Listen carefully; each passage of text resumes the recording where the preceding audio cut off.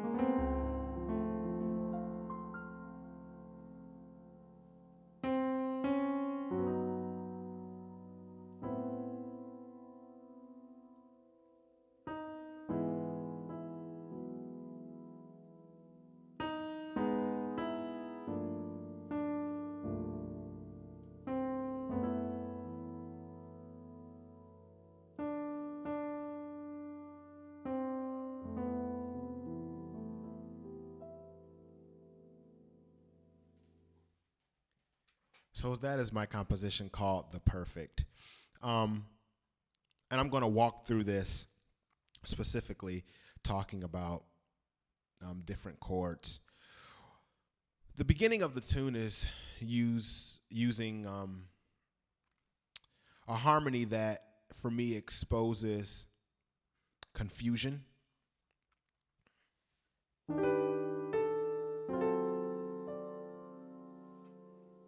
Right? Well, a lot of times when we think about harmony, or if we haven't thought about it, certain chords, and there is no right way, of course, but certain chords evoke certain emotions. When I think of a major chord, a lot of times we think happy. When we think of a minor chord, sometimes we think sad. And then there's other chords that create confusion, anger, pain, love. And for me, the beginning part of this song uses a lot of chords that are confusing to me, not only in my thinking, but even in my playing. I've, even to this day, have sometimes yet to understand what these chords mean. How do I play them? How do I play over them? How do I solo over them? And so these chords are exactly from my emotional musical palette.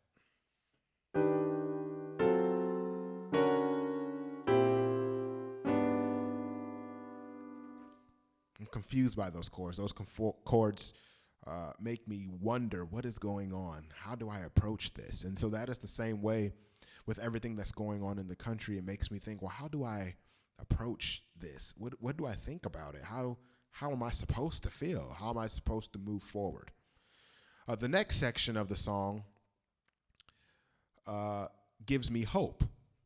So these type of chords, what I consider like minor 7 chords or dominant 7 sus chords, they give me hope. They make me feel alive.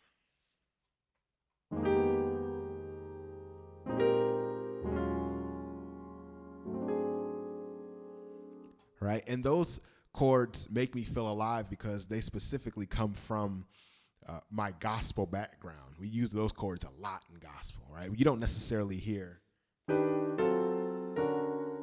gospel, but we often hear.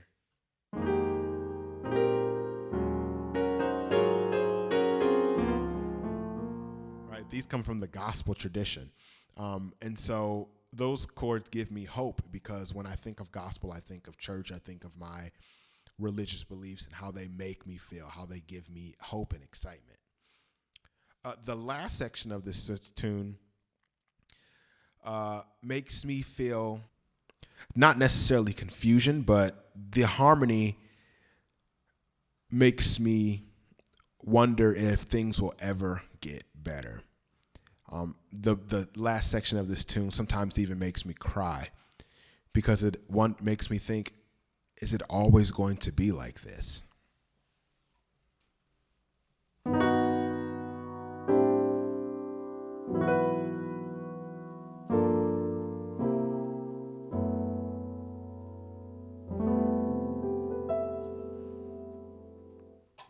Specifically, that last chord makes me think, I'm coming from the penultimate chord. Makes me think, will it get better? Will it get better? And then the last chord, unfortunately, tells me right now, we're still in it.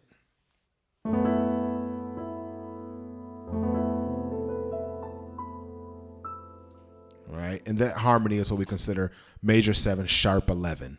And I think that specific sharp 11 is what makes me sit in that moment for a while. And even in the tune, I wrote a fermata, which means let's hold this note. And it makes me want to sit on that chord, sit in this moment, and just think, how do I feel? Will it ever get better? And that's a lot of times when we think about things and we have pain in our different life situations and we just kind of sit and we're wondering, will this ever get better? I don't know. I want to move on, but I'm hurting. And that last chord tells that I am still hurting. So this tune kind of goes through 3 different stages of confusion, of hope, but then at the end, it lets me know that I'm still hurting. And so that is kind of an inside look to my musical process. I usually don't get to talk about this. And as musicians, a lot of times we don't talk about this. We play it, we write it, but we don't get to verbalize it. And so I hope that this is educational for you. It definitely was enlightening for me to talk through my process with you all and even to grapple with it myself. Thank you again for joining me. Have a great day, everyone.